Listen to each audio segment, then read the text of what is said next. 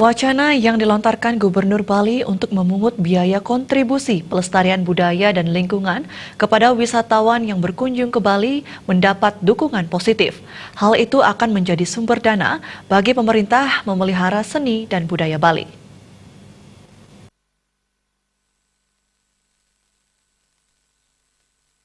Budayawan Jero Mangku Ketut Sumaria mengatakan penarikan kontribusi itu merupakan sebuah kebijakan dengan terobosan baru.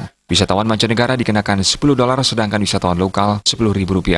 Hal itu akan menjadi sumber dana bagi pemerintah memelihara seni dan budaya Bali. Hanya saja nantinya tata kelola dana, pengawasan dan keterarahan dari dana yang dipungut harus jelas. Ia berkeyakinan wisatawan tidak mempermasalahkan pungutan itu, asalkan mereka mendapatkan sesuatu yang maksimal dari segi keamanan dan kenyamanan.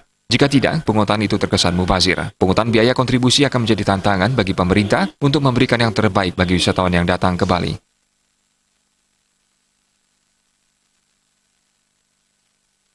Ada satu sumber dana bagi pemerintah untuk memelihara budaya dan seni yang ada di Bali.